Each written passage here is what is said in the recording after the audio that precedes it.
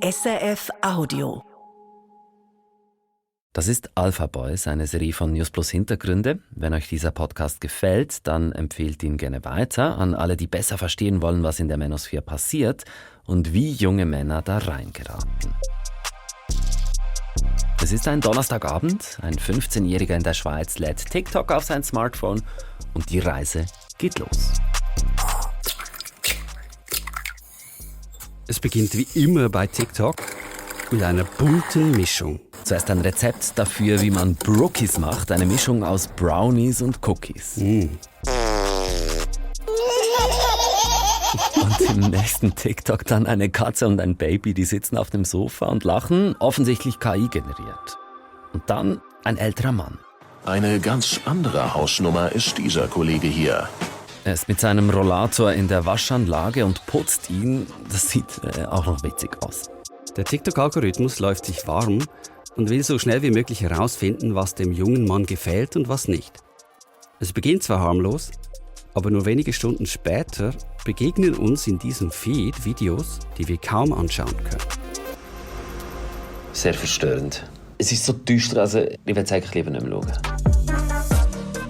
In dieser Folge machen wir ein Experiment mit über 120.000 TikToks. Wir wollen herausfinden, wie schnell Jugendliche auf TikTok in den Sog der Manosphere geraten. Und wir machen das, was sich viele Eltern vielleicht wünschen würden. Wir schauen den Jugendlichen über die Schulter in ihren Feed. Und ziemlich schnell sind wir weit weg von Babys, Katzen und Brookies. Der Algorithmus führt uns zum Schönheitsideal der Manosphere. Natürlich großer Penis, geringer Körperfettanteil, viele Muskeln. Es geht ums Aussehen, wie man Frauen vermeintlich gefällt. Aber bald mischt sich das mit Hass auf Frauen, mit Gewaltfantasien und mit Tipps, wie sich junge Männer für ein Schönheitsideal selbst verletzen sollen. Das ist Alpha Boys, eine SRF-Podcast-Serie von News Plus Hintergründe. Diesmal mit einer Recherche von Julian Schmidli und seinem Team von SRF Data. Ich bin Raphael Günther und das ist Episode 3, Radikalisierungsmaschine TikTok.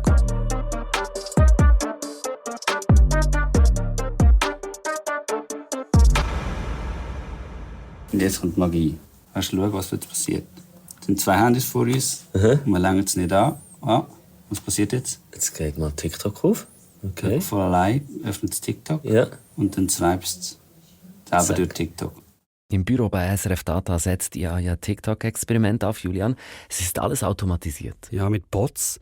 Die simulieren 5 junge Männer, die sich neu auf TikTok anmelden mit neuen Accounts auf 5 Smartphones. Und wir stellen bei den Accounts ein, 15-jährig, männlich, aus der Schweiz. Und ihr habt das so programmiert, dass sich die Bots selbstständig machen, Videos anschauen, als wären sie echte Jugendliche, die sich für einige Dinge mal mehr interessieren und für andere halt überhaupt nicht. Und da ist jetzt gesehen, Inhalt, Das hat schon. ein Muskelmann, jetzt hat es gerade geliked. Weil da jetzt mehrere Begriffe vorkommen, da kommt Workout, da kommt Fitness, da kommt Hard Work vor. Einige Videos wischt's einfach gleich weg, bei anderen, da schauen die Bots länger zu. Wir haben den Bots Interessen mitgegeben, Themen, die viele junge Männer auf Social Media besonders interessieren. Ich würde vorschlagen, wir schauen jetzt einfach mal, was beim ersten Bot so passiert, welche TikToks tatsächlich angezeigt werden. Die ersten Videos, die sind ziemlich random. TikTok zeigt da schöne Alpseen aus der Schweiz. Wahrscheinlich, weil der Algorithmus sieht, aha, da ist jemand aus der Schweiz, versuchen wir es mal damit. Aber Schweizer Landschaften, die sind jetzt eher nicht so das Ding unseres Bots. Wirklich interessant wird es für ihn nach 2 Minuten. Da macht ein sehr muskulöser Mann im Gym Kraftübungen und dann steht da, das kürzeste Krafttraining, um abzunehmen und gleichzeitig Muskeln aufzubauen. Hashtag abnehmen, Hashtag Muskelaufbau, Hashtag Männer. Und das entspricht offenbar seinen Interessen. Dieses Video schaut der Bot 17 Sekunden lang, deutlich länger als die Alpseen. Und das ist für den Algorithmus von TikTok das Signal. Gib mir mehr davon. Es geht dann weiter mit so stereotypen Jungsthemen, Autos zum Beispiel oder auch Fußball. Und es werden immer mehr Fitnessvideos angezeigt. Wir sind bei Minute 5. Wieder ein Mann, sehr muskulös im Gym und dann steht da, versuche dein Training in deinen Alltag zu integrieren. Der TikTok-Algorithmus, der konzentriert sich jetzt mehr und mehr auf das spezifische Interesse Fitness. Mit dieser Übung brennt mein Bizeps. Pro Seite habe ich 7,57 Kilo. Von ganz unten bis nach ganz oben hebe ich das Gewicht. Die Übung mache ich zum 3. Mal und es brennt wie Sau. Auf diesen TikToks sieht man viele Typen im Gym, sie geben Fitness-Tipps, reden über Ernährung und geben auch ein bisschen damit an, wie viel Gewicht sie heben können. Und so geht das weiter. Nach etwa 25 Minuten Scrollen dreht sich jedes 3. Video rund ums Thema Fitness und bald kommen bei den Videos dann auch neue Hashtags dazu. Zum Beispiel Hashtag Motivation, Hashtag Disziplin und Hashtag Grindset. Grindset, das ist so ein Begriff, der in der Manosphere ganz oft auftaucht. Das ist ein Wortspiel aus Grinden und Mindset.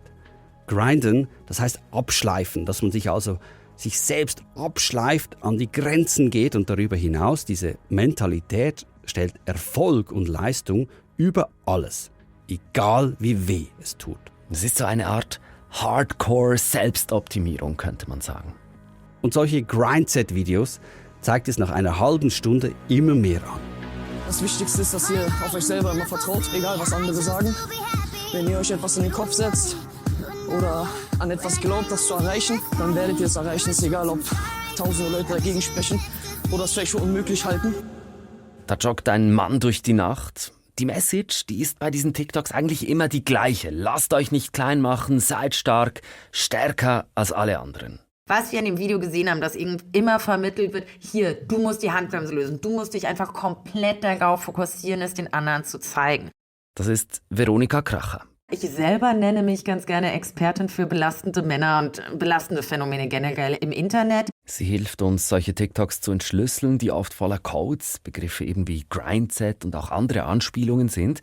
Veronika Kracher beschäftigt sich als Soziologin und Autorin seit Jahren mit Online-Radikalisierung. Sie ist Feministin und sie kritisiert die Botschaften und Ideale, die in der Manosphere populär sind. Sie sagt, die Manosphere, die sei mittlerweile im digitalen Mainstream angekommen und knüpfe direkt an die Interessen vieler junger Männer an. Ein ganz starker Punkt des Einstiegs ist so eine Selbstoptimierung und körperliche Fitness. Also quasi, ich bringe dir bei, wie du die beste Version deiner selbst wirst. Das ist ja auch sehr niedrigschwellig, so ein Versprechen von, ich bringe dir bei, wie du dein Leben auf die Kette kriegst, wie du dich auf die Kette kriegst und wie du eben auch noch Erfolg hast. Das sehen wir auch in unserem Experiment. Bei unserem Bot dreht sich nach 45 Minuten fast jedes Video um Fitness. Aber es bleibt eben nicht bei lockeren Gym-Übungen, wo es ein bisschen brennt wie Sau. Inhalt und Ton werden härter und düsterer. Oh nein, du Armer! Bist du etwa müde? Du ziehst durch, während andere aufgeben. Du gehst weiter, auch wenn der Weg hart ist. Nicht für Applaus, nicht für Likes, sondern weil du weißt, dass Ziele erreichen nicht bequem ist. Also steh auf, nicht morgen, nicht später, sondern jetzt. Und genau bei solchen Videos, da beginnt es für Veronika Kracher zu kippen. Sobald es nicht mehr darum geht, hey, ich gehe 2-3 Mal die Woche ins Fitnessstudio, dass es mir besser geht und dass ich mich wohl in meinem Körper fühle und weil Sport auch einfach gut für meine Psyche ist und weil Sport Spaß macht, sondern wenn es darum geht zu sagen, alle Leute, die nicht 5-mal die Woche ins Fitnessstudio gehen und die nicht ausschließlich sich von Eiweißprodukten ernähren, sind verweichlichte Loser. Sie sieht den Kipppunkt also dort, wo andere abgewertet werden. Aber oft geschehe das in der Manosphere schleichend, so ohne klaren Übergang. Aber mit den Grindset-Videos landen immer mehr abwertende TikToks im Feed unseres Bots. Es geht darum, stark zu sein und sich von vermeintlich Schwachen abzugrenzen. Nach 2 Stunden Scrollen hat etwa jedes zweite TikTok mit Grindset zu tun. Und nach 4 Stunden sind es schon 70%. Der Algorithmus hat also erkannt, wofür der simulierte 15-Jährige empfänglich ist und packt jetzt seinen Feed voll damit. Was wir hier im Feed unseres Bots sehen, wird auch als Rabbit-Hole-Effekt bezeichnet. Also Kaninchenbau, eine Art endloser Tunnel. Und in diesen Tunnel wird man vom Algorithmus hineingesogen, bis man sich in einer völlig neuen Themenwelt wiederfindet. Teilweise ohne dass man danach gesucht hat. Der Bot wird hier völlig ungefragt hineingesogen. TikTok hat hier natürlich sehr viel Macht und mit dieser Macht kommt auch Verantwortung. Die Algorithmen entscheiden, welche Themen Jugendlichen in einem Feed vorgeschlagen werden und wie stark der Sog in einem Rabbit Hole dann ist. Wir haben TikTok gefragt, wie sie diese Verantwortung wahrnehmen.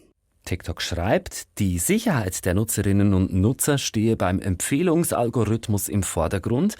Wer bestimmte Inhalte nicht sehen wolle, könne das über den Nicht-interessiert-Button steuern. Zudem sollen gewisse Inhalte nur Erwachsenen angezeigt werden.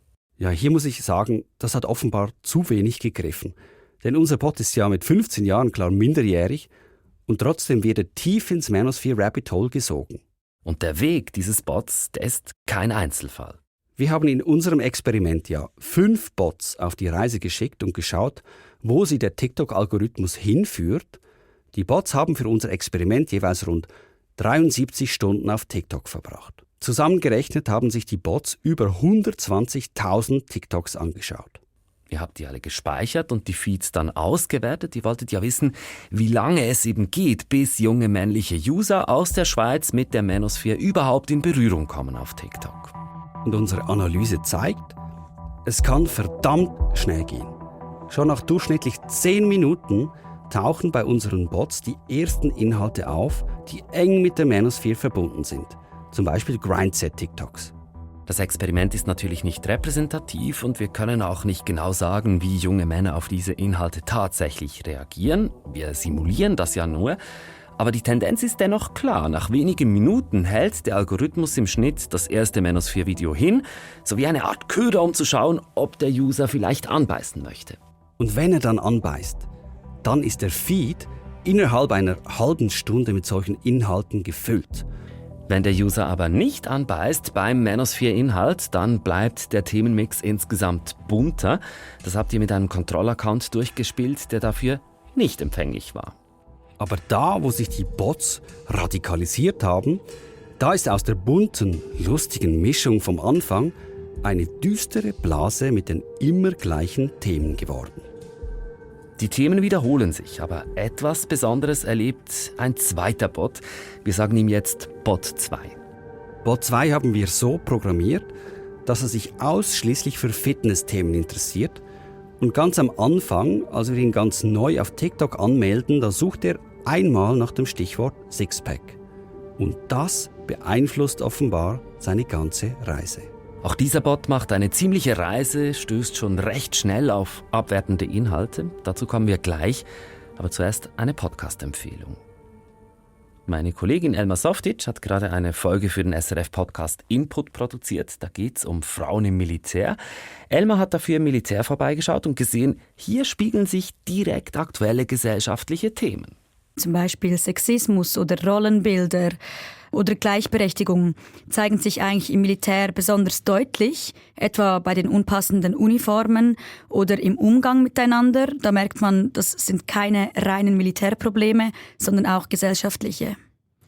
Mir ist auch eine Geschichte besonders geblieben, die du erzählst. Das ist die Geschichte einer Frau, die sagt, sie sei in der Armee sexuell belästigt worden. Fand ich sehr beeindruckend, was sie sagt, und auch der Mut von ihr hat mich wirklich beeindruckt. Wir sprechen ja hier im Podcast vor allem auch über Männer und Männerbilder. Bei deiner Arbeit am Podcast, welches Männlichkeitsideal ist dir da begegnet? Ich muss sagen, während der Arbeit ist mir das weniger begegnet, eher danach, die Reaktionen auf die Folge. Ja, da gab es einige, die geschrieben haben, die Armee ist nichts für Frauen, da brauchen wir starke, einsatzbereite Männer, die an der Front kämpfen, Mann gegen Mann. Und da habe ich gemerkt, dass Männlichkeit im Militär immer noch sehr stark mit Härte, Disziplin und körperlicher Stärke verknüpft ist. Den SRF-Podcast Input zu Frauen im Militär findet ihr jetzt dort, wo ihr auch News Plus Hintergründe hört. Zurück zu unserem TikTok-Experiment. Am Anfang, da läuft es bei Bot 2 ähnlich wie beim ersten Bot.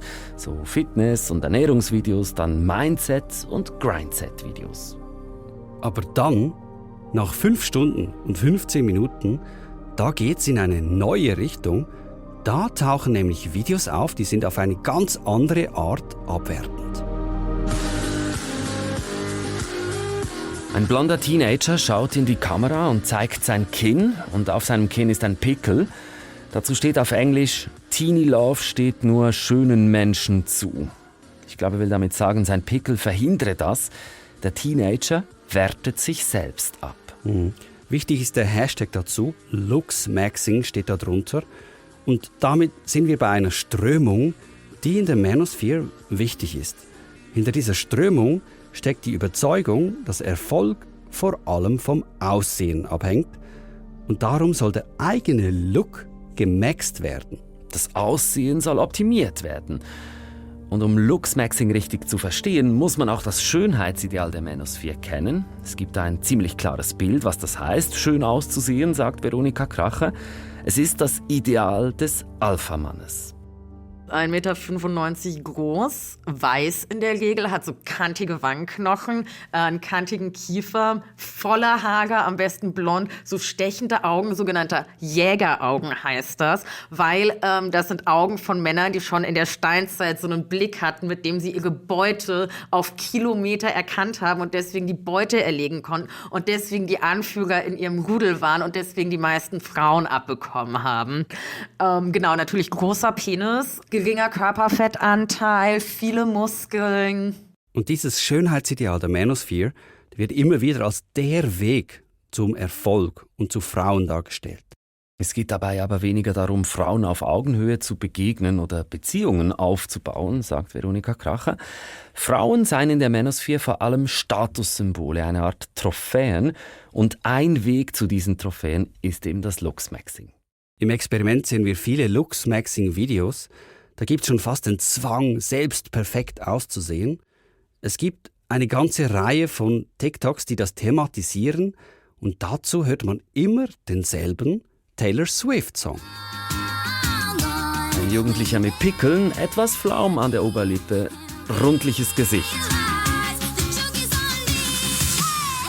Und dann der gleiche Junge, aber komplett verwandelt, markante Kanten im Gesicht, schmale Augen, langer Hals, das Ideal des Alpha-Manns. Ja, damit das eben klappt, damit Jungs angeblich vom hässlichen Entchen zum schönen Schwan werden können, dafür gibt es im Feed unserer Spots viele klare Rezepte.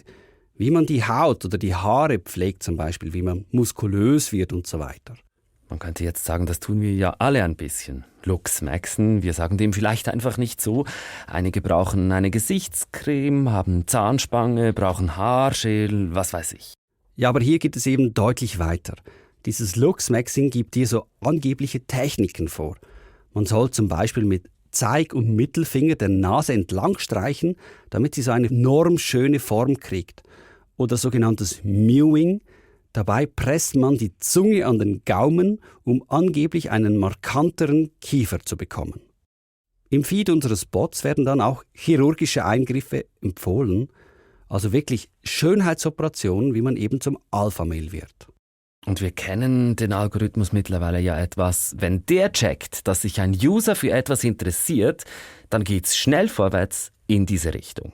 Bot 2 sieht den ersten Luxmaxing-Inhalt, bleibt hängen und 90 Minuten später machen die Luxmaxing-Videos rund 70% aus. Two most common features you can manipulate as a man is your skin and your jawline. Es geht zum Beispiel immer wieder um kantige Kiefer. Why every man needs Luxmaxing steht in diesem Clip. Alle Männer brauchen das. Viele dieser Videos sind auf Englisch, auch die Kommentare darunter. Unser Experiment zeigt, dass diese Inhalte aber auch Usern aus der Schweiz angezeigt werden. Wobei man sagen muss, anschauen und nachmachen, das ist natürlich nicht das Gleiche. Ja, darum habe ich mich gefragt, wird das dann auch wirklich gemacht? Wird in der Schweiz geluxmaxt? Und die Antwort ist ja. Ich habe auf TikTok hunderte von Luxmaxing-Videos aus der Schweiz gefunden, von solchen, die das selbst praktizieren, und ich habe auch außerhalb von TikTok recherchiert. Es wird jetzt kurz etwas heftig. Es geht um Selbstverletzung. Wenn ihr das lieber nicht hören möchtet, dann spult einfach etwa 90 Sekunden weiter. Ich bin auf Videos aus der Schweiz gestoßen, die eine dieser angeblichen Techniken zeigen. Sie heißt Bone Smashing. Und das Geräusch, das dabei entsteht, das ist mir eingefahren. Man sieht einen jungen Mann, er ist Zürcher, wie er mit einem Hammer gleichmäßig auf seine Stirn klopft und sich selber verletzt. Er ist im Garten und filmt sich dabei.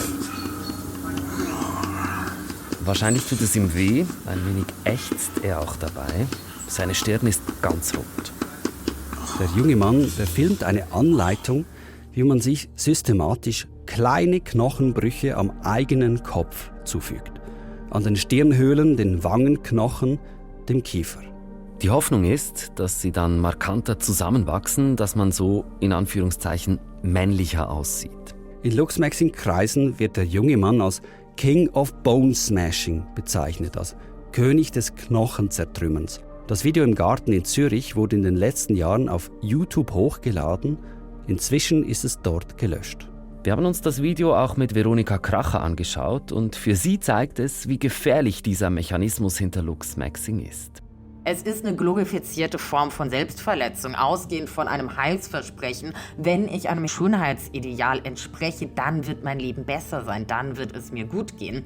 Aber in der Regel führt es eben zu so etwas, nämlich der Zerstörung des eigenen Körpers. Und um es deutlich zu sagen, nicht nachmachen, das ist gefährlich und kann schwere Verletzungen hinterlassen.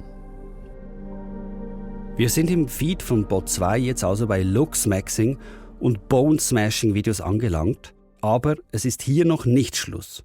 Es geht noch weiter, der Bot gelangt in noch verstörendere Sphären.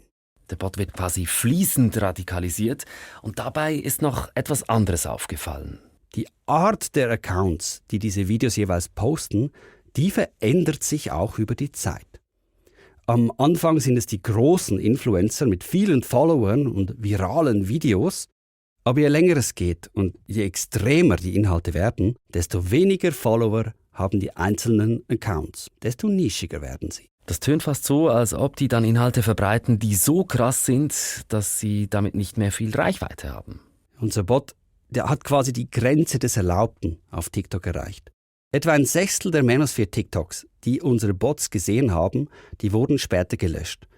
Wahrscheinlich, weil sie gegen die TikTok-Richtlinie verstoßen. TikTok schreibt dazu, man nutze Algorithmen und Moderationsteams, um solche Inhalte zu prüfen. Und man lösche monatlich Dutzende von Millionen TikToks. Trotzdem sind viele der problematischen Videos erst einmal online. So haben wir es im Experiment gesehen. Die Beispielvideos, die wir TikTok zugeschickt haben, die wurden dann rasch entfernt. Im Feed landen Hass- und Gewaltinhalte trotzdem und werden Minderjährigen angezeigt. Das zeigt das Experiment. Und auch andere Studien bekräftigen genau das Gleiche. Mehrere Untersuchungen haben gezeigt, dass die TikTok-Algorithmen extremen Inhalten zu mehr Reichweite verhelfen und dabei Frauenhass, Rechtsextremismus und Verschwörungserzählungen oft direkt ineinandergreifen. Extreme Inhalte können TikTok helfen, dass die Leute länger auf der App bleiben. Und so kann TikTok mehr Werbung anzeigen. Das kann dazu führen, dass die Inhalte in den Feeds in der Tendenz eben krasser werden. TikTok hat unsere Fragen dazu nicht beantwortet. Was man aber auch sagen muss, TikTok ist natürlich nicht die einzige digitale Plattform, die genauso funktioniert. Klar, es gibt auch andere Plattformen, die vergleichbare Algorithmen einsetzen und wo man wohl zu ähnlichen Schlüssen kommen könnte, aber TikTok hat aktuell einfach die größte Anziehungskraft für junge Menschen. Unser TikTok-Experiment zeigt, es geht sehr schnell, bis Schweizer Accounts von Jugendlichen in Kontakt mit der Manosphere kommen. 10 Minuten etwa. Und wenn sie sich für die Inhalte empfänglich zeigen, dann kann es extrem werden. Das haben wir ganz besonders bei Bot 2 gesehen. Der ist am Schluss bei sogenannten Blackpill-Inhalten gelandet. Blackpill, das bezieht sich auf Red und Bluepill. Darüber haben wir zu Beginn der Serie auch schon geredet. Ja, Redpiller sind ja überzeugt, dass Männer heute benachteiligt werden. Und sie glauben an die Rezepte der Manosphere-Influencer, glauben, dass sie fitter, stärker, reicher werden müssen, um dieses Game zu gewinnen. Die Anhänger der Blackpill haben den Glauben daran, dieses Game in Anführungszeichen gewinnen zu können, längst aufgegeben. Sie sagen hier, die ganze Sache ist ohnehin schon verloren. Sie sagt, es werden primär unattraktive Männer systematisch unterdrückt und generell, es gibt kein schlimmeres Schicksal, als ein unattraktiver Mann zu sein. Und das zeigt sich dann auch in den Videos auf TikTok, die uns im Experiment begegnet sind. Die ganze Auswertung zum Experiment und Einblicke in die TikToks, die findet ihr übrigens auch unter srf.ch/data. Und die Blackpill-Clips, auf die ihr gestoßen seid, Die hast du mir im Podcastbüro gezeigt. Vielleicht schaust du das jetzt mal an und kommentierst kurz so, ja, was du da so siehst. Ich bin ein bisschen aufgeregt. Es ist ein Skelett, das sich mit einem Hammer in extremem Tempo wirklich Bone smasht gegen die Gesichtsknochen. Und da steht, wenn du zu wenig gut aussiehst und sie dich verlässt, dann hast du dann noch Zeit, um die 1000-mal mehr Bone zu smashen. Boah, das finde ich wirklich, das will ich eigentlich nicht mehr schauen. Und das ist jetzt eigentlich der ganze Feed. Der ist einfach voll mit solchen Inhalten. Düster, brutal zum Teil, aber auch sehr oft mit so Codes aus der Manosphere. Und es hört einfach nicht auf, es geht einfach stundenlang weiter. Und man scrollt und es bleibt eigentlich so extrem. So der Bodensatz von dem, was möglich ist, was TikTok einem offenbar erlaubt zu schauen. Was mit Selbstoptimierung und Fitness angefangen hat, endet hier mit Anspielungen auf den Tod, mit Selbstzerstörung und Aggression auf andere und auf sich selbst. Blackpill-Anhänger sagen, das, was mir übrig bleibt, ist, mich im Elend zu suhlen, mich selbst zu hassen, mir das Leben zu nehmen oder dann im Gewaltakt mich an der Welt zu rächen, die mir dieses permanente Leib, ungeliebt und ungefickt zu sein, zugefügt hat. Was digital kursiert, kann so zur realen Gewalt werden. Auch in der Schweiz. In der nächsten Folge von Alpha Boys, eine SRF-Podcast-Serie von News Plus Hintergründe. Da reden wir mit betroffenen Frauen und wir machen einen Fall publik, der eine neue Dimension der Manosphere in der Schweiz aufzeigt. Wenn ihr Feedback habt für uns, dann meldet euch gerne per Mail an newsplus@srf.ch. Und wenn ihr Fragen zur Manosphere und zum Umgang damit habt, dann meldet euch damit auch bei dieser Adresse. Wir planen eine Zusatzepisode mit Fragen und Antworten mit einem Q&A, wenn dann alle Folgen draußen sind. Recherche Julian Schmidli, Keto Schumacher und Pascal Albisser von SRF Data. Produktion Oliver Carrison und Céline Raval. Sounddesign Michael Studer. Ich bin Raphael Günther. In einer Woche gibt's hier die 4. Episode.